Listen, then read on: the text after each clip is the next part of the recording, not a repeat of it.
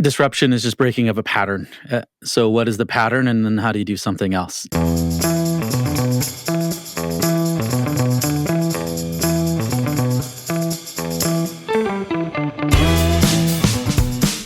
What are the secrets that drive the businesses you love or nonprofits you admire?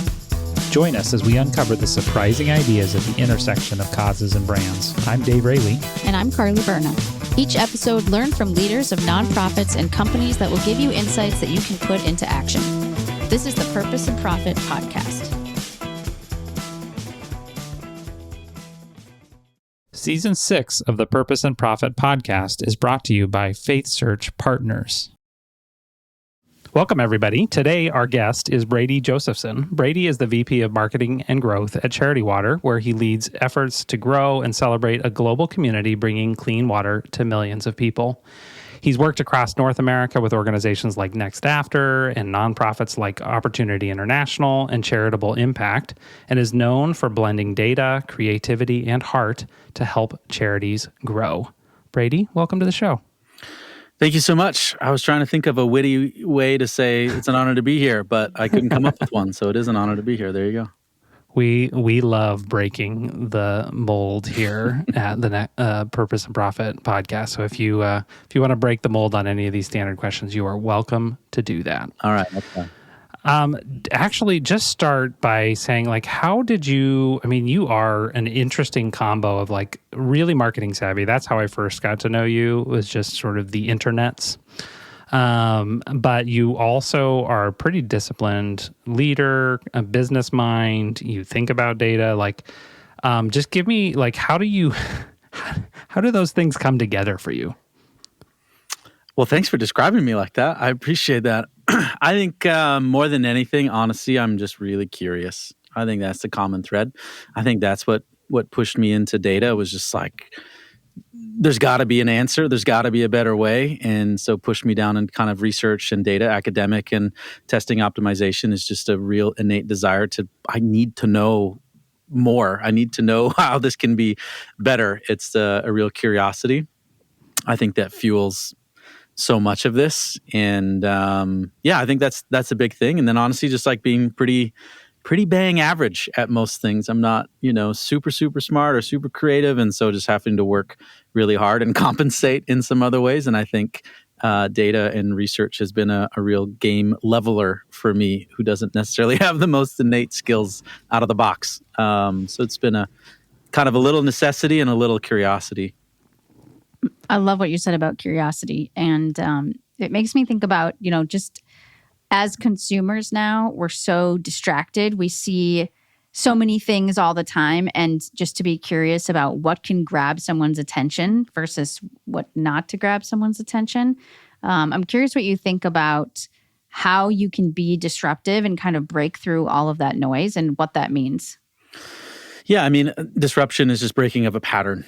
So what is the pattern, and then how do you do something else? And it's not, the craziest thing in the world to zig when others zag. I think knowing how to do that and deliver value is trickier. How to do that and make it beneficial for the business is a little trickier. But honestly, so much of it just comes out of a desire to be different. I think we have so much data and information at our disposal now, which is both great, but everything gravitates towards the mean or the middle of a bell curve.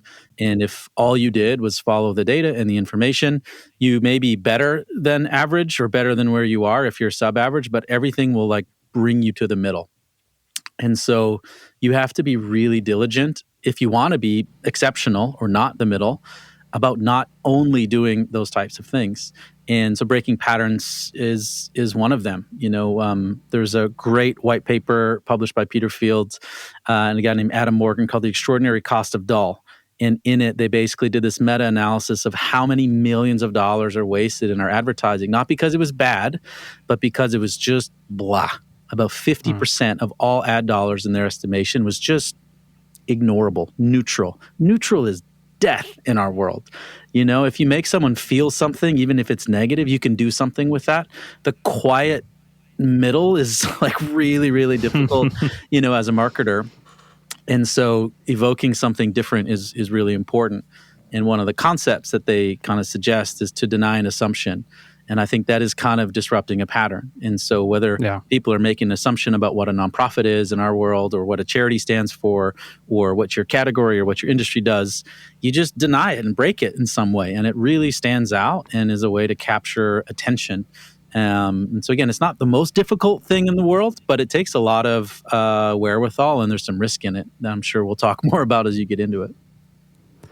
One of my favorite books in the area of messaging communications, candidly, change management, is a book called Made to Stick by Dan and Chip Heath. I'm assuming you're familiar with that. And one of the things they write about, the whole point of the book is what causes messages to stick. And, the book came out 10 plus years ago. And I remember many of the lessons, but one of the lessons that really stuck out to me, Brady, was this idea that messages that they talked about breaking people's guessing machines. And they talked about our human psychology is to basically to laser in on, we just assume, it's like when I'm assuming what you're going to say next, or we're going to, right? We see like an ad, for example, or an email, from our favorite nonprofit. And the moment it like conforms to conventions of what we expect it to be, then we can ignore it. Yeah. In the world of web design, I remember early on learning the concept of banner blindness. Yep. Which is like anything that looks like an ad, our brains just like subconsciously are like, nope, don't see it. What? There was an ad there? Totally. Right? Yeah. So it's just so interesting about that. Yeah. How do you break people's, sort of expectations? Yeah. Yeah. And there's something about capturing attention, but then there's also keeping attention, because, I think a lot of the hacks that you read on LinkedIn or whatever are really about capturing attention, and that's fine. That is part of the equation. You have to capture attention, but keeping and sustaining attention is a pretty different ballgame, and that's where so many of those hacks really fall short. And that's where having a real understanding of humans and emotion and values and storytelling become way, way more important, because great, you've got a thumb-stopping 3-second hook. Wonderful. That's good. Now what? You can't just sustain a business by doing it over and over again. And so I think that's where we've seen a lot of that. One of our best performing ads of all time is 19 minutes long. It's basically a mini documentary. We don't run anything now from the performance marketing side, for the most part, under 3 minutes. And most articles and people will say, how dare you? You can't do that. People don't have attention spans. People don't have attention spans for stuff that sucks. We never did.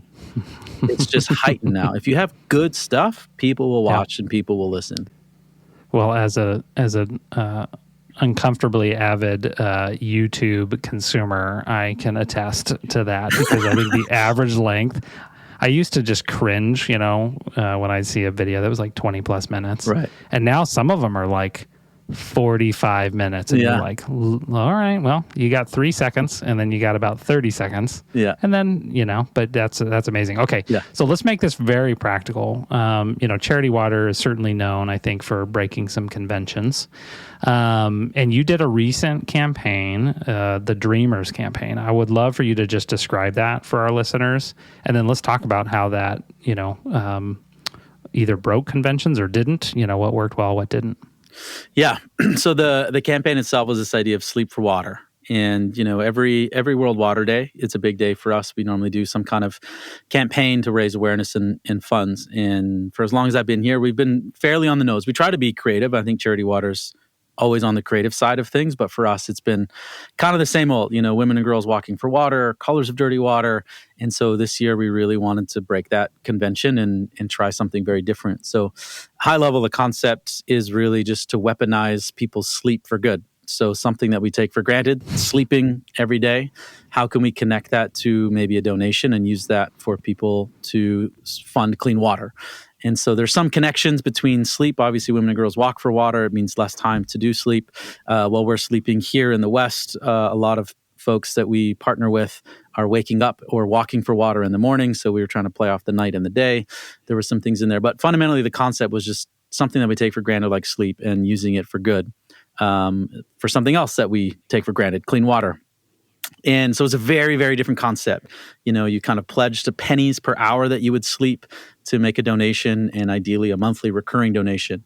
And it was a new way to give. We did a kind of 8-day spike campaign where we ran it across multiple channels, paid and social and out of home, and tried some paid influencers, and really tried to do something very different for us.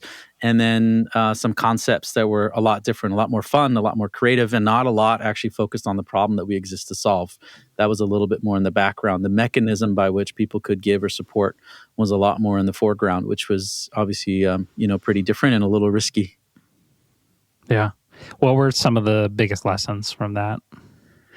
I think a few things. One, process really, really matters. I think there's a lot of reasons why we worked really, really quick and had a smaller group really work on this campaign.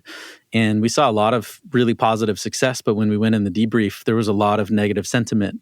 And one of the reasons for that was I, in particular, wasn't incredibly collaborative or communicative about why we're doing this or how we're doing this, and making sure all the different groups and departments had the buy-in that we normally do a pretty good job at.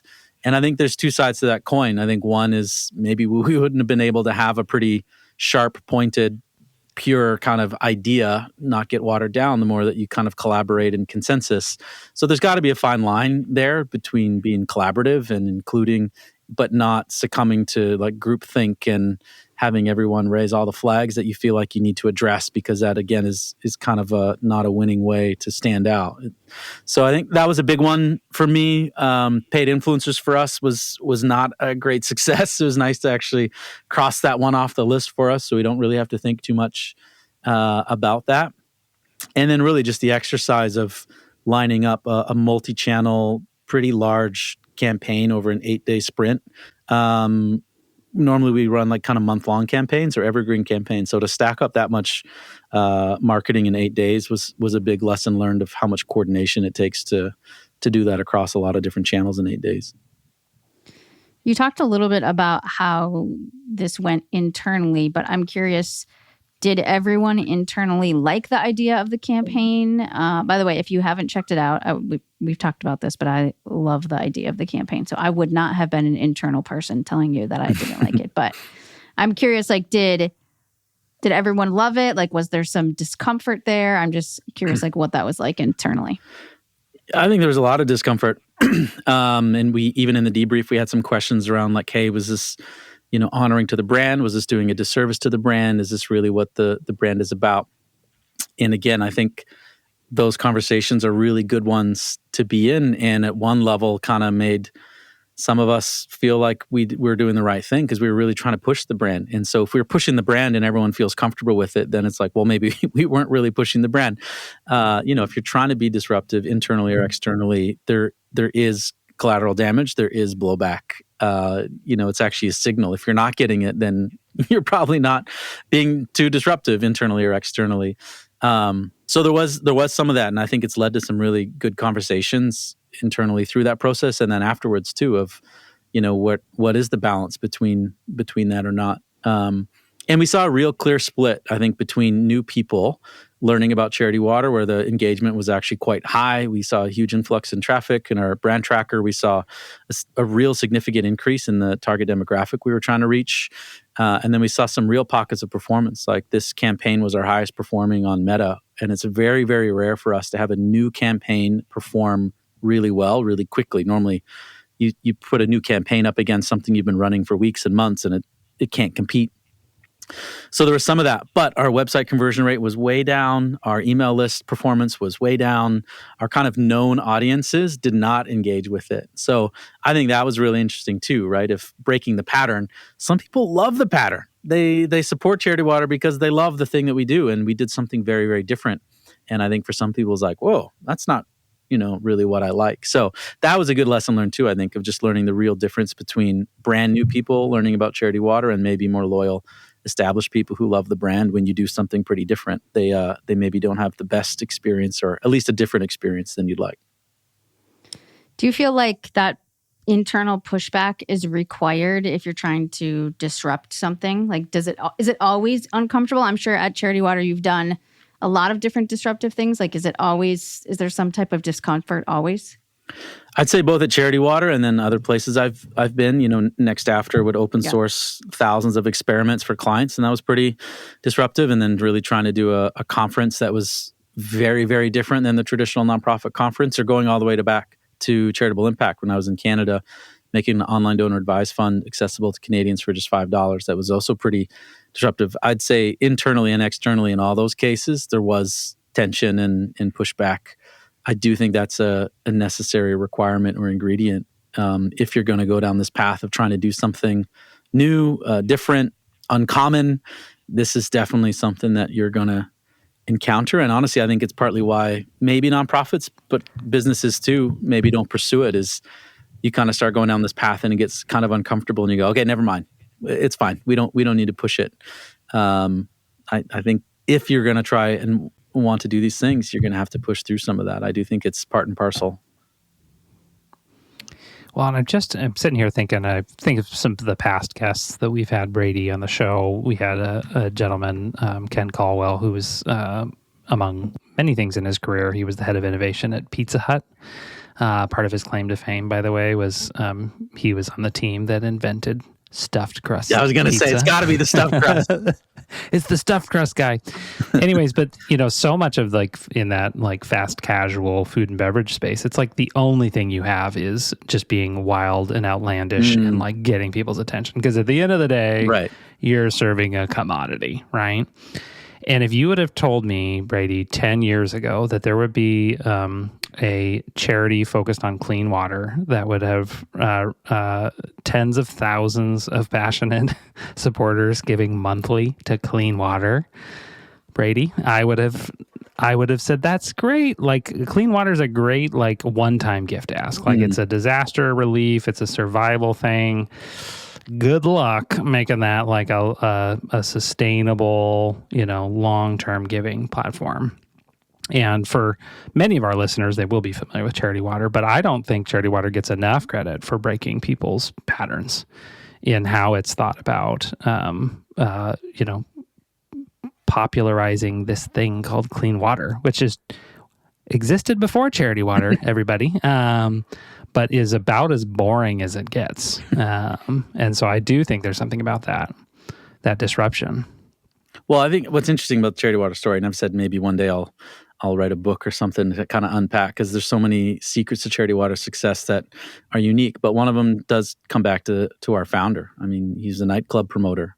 He didn't come out of the nonprofit world. He didn't come out of the marketing world per se. He didn't come out of more traditional industries. He knew people. He knew how to have fun. He knew how to have a party, and that's, I think, set us up for a lot of success. I think so many times a lot of nonprofit founders maybe come out of the programmatic side, and it makes the marketing fundraising side harder because you think first as a programs person. So to have a founder who leans into his kind of creative and marketing and salesmanship and having that in our DNA is I think what has enabled us to not maybe fall prey to some of the things that other nonprofits have, and really invest in marketing and invest in standing out. And again, so much of what we have done is kind of embedded in Scott's DNA. Yeah. Okay, so let's move forward, because you, speaking of disruption, innovation, and new things, as well as maybe a little bit of question marks about the long-term viability. The Charity Water just opened. I think it's now open to the public. The Experience Lab. So let's start with just what the heck is the Experience Lab, and how did that come about? Yeah, it's definitely disruptive. It's we got 7,000 square feet in a market in Franklin, Tennessee, so about 20 minutes south of Nashville, where we have a 60-minute experience that people go on and learn about the water crisis and Charity Water and our work and what they can do. And the idea goes all the way back to actually 2019, before my time, where we would do these unbelievable galas and events across the country. And it was one thing that Charity Water was really known for, especially in New York. And to be known for, again, events and galas and parties in New York is saying something. Yep. And I was lucky to attend one in 2012, and it just blew my mind. Seth Meyers was the host. Everyone had RFID bracelets. And the ask, everyone stood on the outside of the circle. And then if you wanted to pledge $25, you'd take a step forward. And as you took a step forward, it would calculate the proximity to the stage, and then the number would go up everyone who stepped times 25, and kind of kept doing this until people were giving, tens of thousands of dollars being right next to the stage. And I was like, what is happening? This is insane. That's so cool. In 2012. So we'd have these unbelievable experiences, but only a couple hundred people, maybe 1,000 people would experience it. And then we'd be on to something else. And so as the kind of world was getting more competitive, attention was getting harder. The idea was basically, what if thousands of people could experience that all year long? And so can we recreate some of those best things or create new experiences, the hits, in a physical location where you can get more time and we can actually take people on more of a journey? So it goes all the way back to 2019. Obviously, 2020 was not a great time to launch a retail initiative. And so it was kind of put on the shelf for a few years. And then kind of once we got on the other side of things and we're really struggling a bit with a bit of a plateau, lacking some of that innovation and spark. And our founder being here in Franklin, Tennessee, and seeing the space, kind of a bunch of these pieces came together and said, let's give this a shot.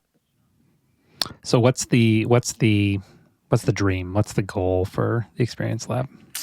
It's really twofold. One, we kind of struggled with the goal and positioning, and I think if I could go back, this is one thing that I would like to invest more in is position it slightly better internally, where it's really about increasing our operations fundraising. So one of the big disruptions, if you want to call it that, for Charity Water is a 100% model that we've developed, which means we have 2 bank accounts separately audited. One for all of our operations, my marketing budget, my salary, in one bucket. We pay back credit card fees, print, ink toner, everything comes out of this one separate bank account. So that anyone who gives publicly, online, directly to us, we can say 100% of whatever you give funds water projects. Very controversial in the nonprofit space, super new. We can talk about that more.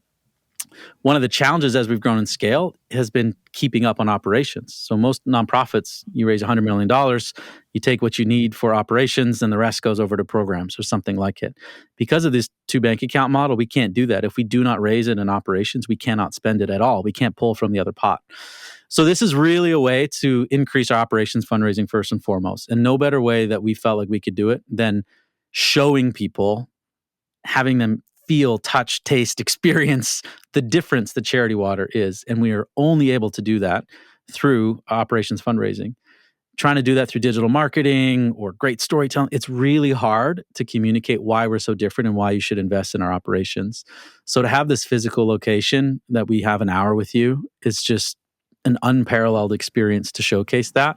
So that's really kind of first and foremost what it is. And then there's a total consumer play for sure. People who can come through the space and learn about Charity Water. And again, talk about how difficult it is for attention. We have you for 60 minutes. Mm-hmm. Do you know how much digital marketing we would have to do to get 60 minutes of attention? It's an unbelievable opportunity to take people really, really deep, really, really quickly on that journey. And so dream state, we can raise a ton of operations and reinvigorate the brand a bit for innovation and what we need, and then take some of these experiences out, put them in coffee shops, put them in airports, have other locations around the world in the US, do pop-ups, take it on tour. That's kind of an end destination for something like this. But it's all rooted in finding new ways to capture and keep attention so people can know more about Charity Water and how they can get involved. This episode is brought to you by Imago Consulting and co-host and founder Dave Raley's new book, The Rise of Sustainable Giving. You can learn more and pick up a copy at sustainablegiving.org. Again, that's sustainablegiving.org. Boost your nonprofit's donor engagement with Synergy's phone-based solutions. From peer-to-peer texting to voice broadcasting or inbound call handling to mid-level solutions, Synergy is your donor engagement team. Visit synergydms.com. When, and this probably may be a little too early to ask this question, but I'm just thinking about how do you keep the vision alive for something like this? That's one, taking years. But then two, I mean, the journey, you're mid-journey. Maybe you're at the beginning of the journey for all I know, but how do you keep the vision alive when something like this might just doesn't look like it pencils out on paper? Yeah, I think Scott, our founder, is the short answer. I don't think it would have happened without Scott and his, belief in this vision. And then, I was thinking about this more.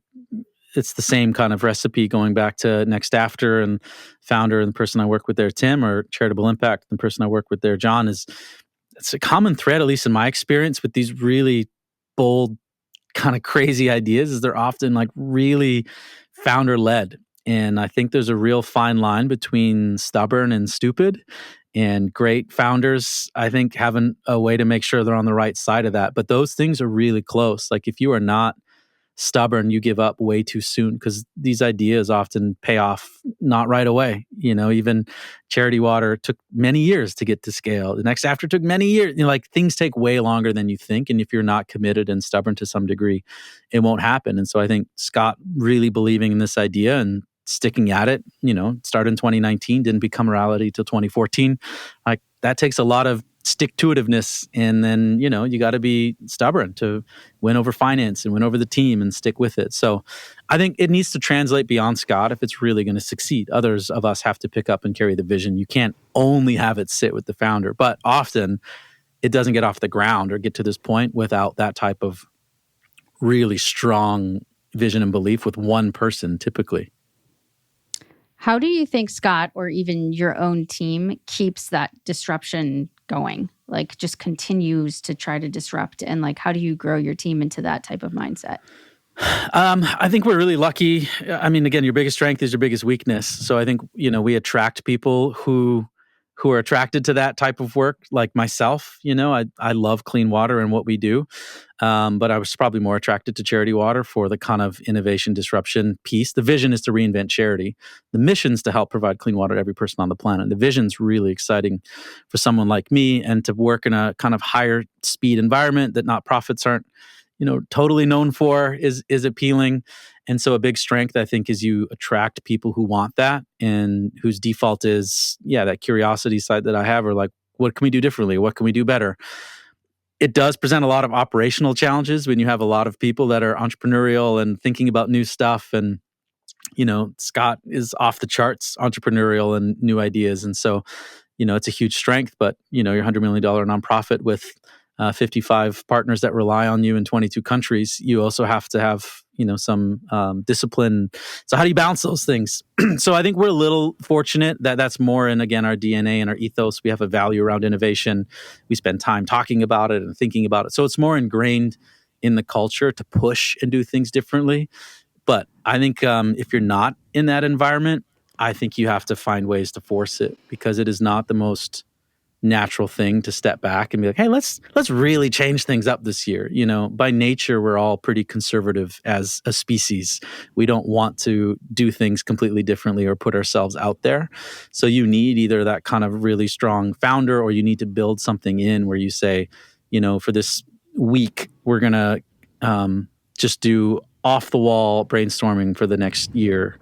In the world of innovation and testing, you really set a experimentation goal to just increase velocities. I don't care if there's a bad idea. We're just going to test like crazy to just break this habit of like everything has to be perfect. Then you can focus on like, how do you make it better? So depending on where your kind of culture is, you kind of have to force it. But it does not happen, naturally and overnight. I think that's what's really difficult, is you do have to have some catalyst that makes you think about those things. And for us too, I'd say one thing is performance. If we would have been succeeding like we were in the past, maybe we wouldn't have thought about retail, or maybe we wouldn't have taken some of these shots on the brand marketing side.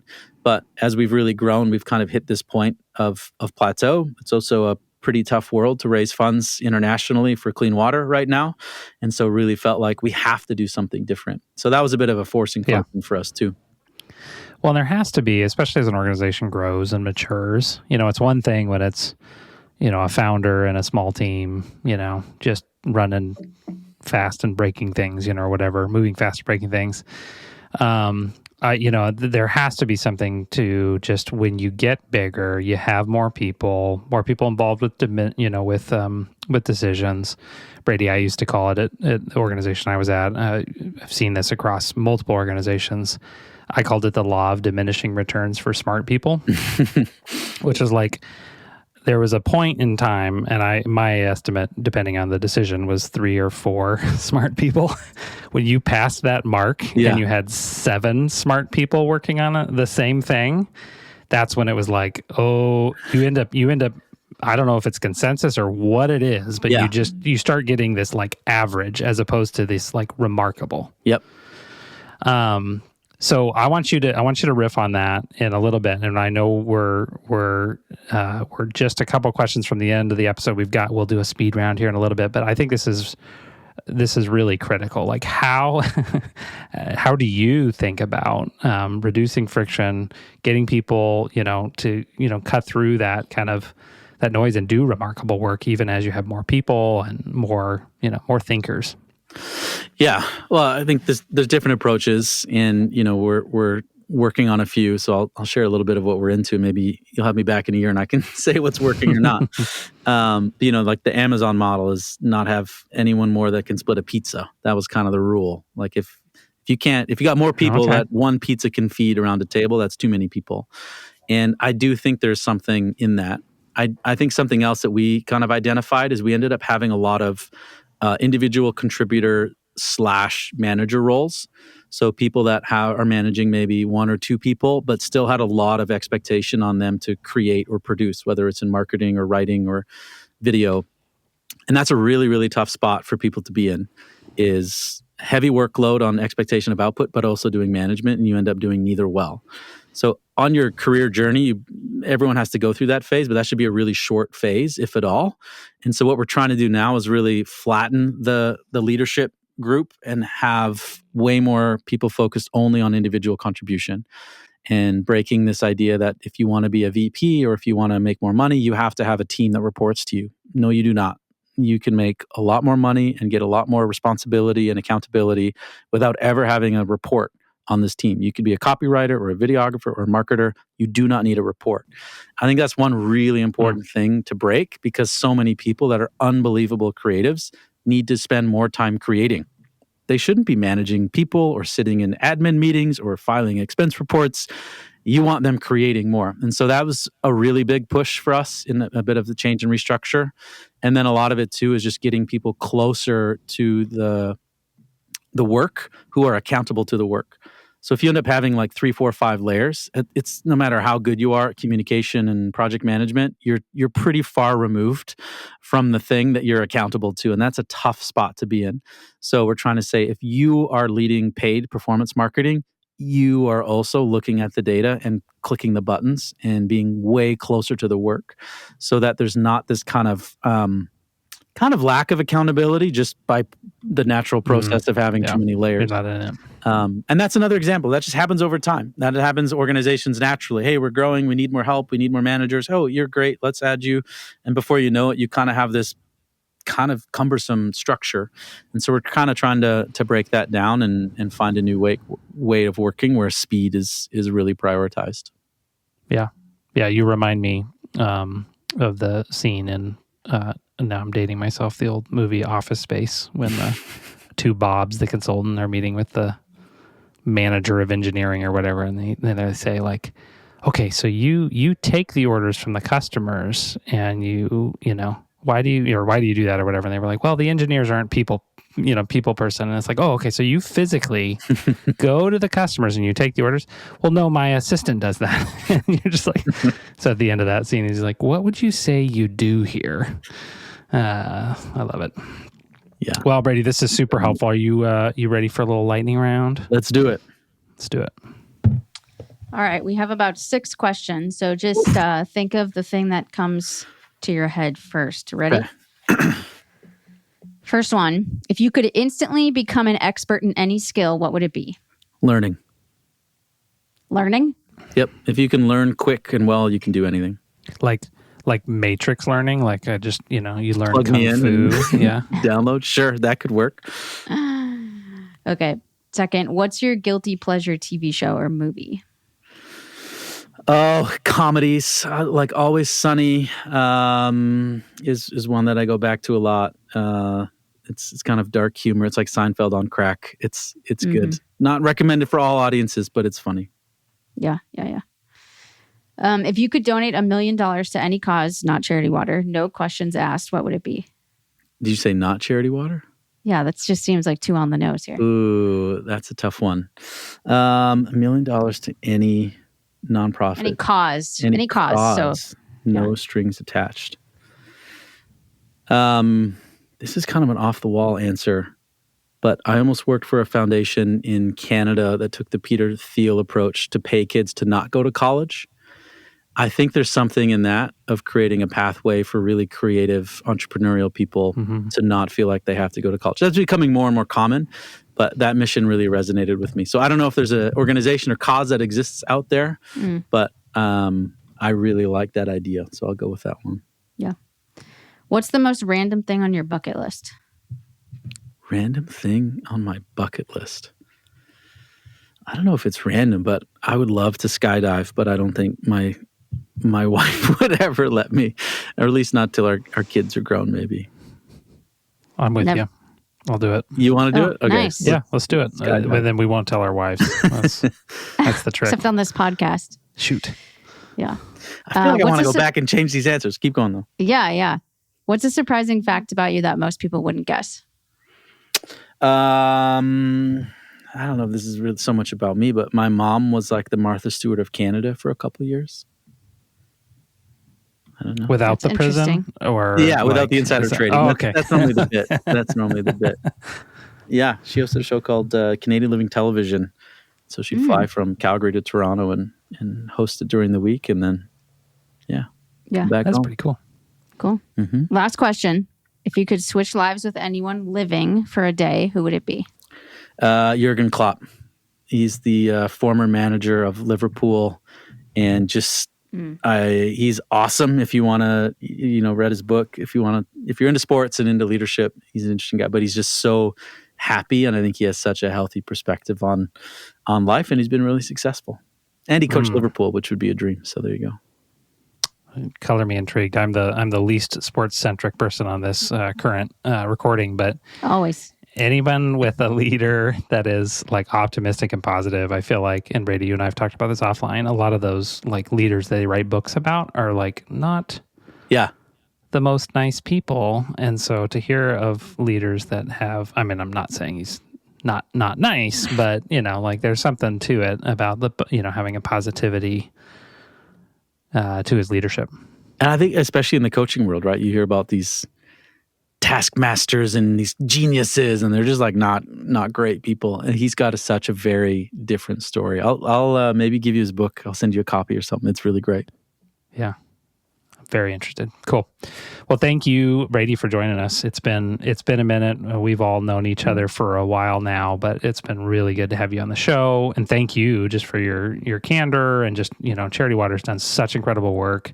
So to some people, it's up on a high pedestal, and to others, the exact opposite, right? It's the place to throw rocks at, and I just love the trend setting, candidly, that the organization has done. And so you've been a key part of that this last several years. And so just appreciate you. Thanks for being on the show. Thank you so much for having me.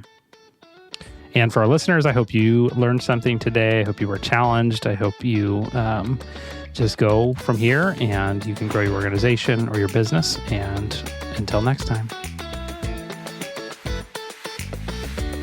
We want to thank all of our sponsors for supporting Season 6 of the Purpose and Profit podcast, including Virtuous, Faith Search Partners, Dickerson Baker, Share, Synergy, Avid, and Imago Consulting. For more episodes of Purpose and Profit, visit www.purposeandprofitpodcast.com or wherever you get your podcasts. Be sure to subscribe so you never miss an episode, and we'd love it if you would rate the show and write us a review. Your feedback is valuable to us. Follow the show on LinkedIn, YouTube, and Instagram. You can also sign up for our email newsletter to get the latest updates. Thanks for listening.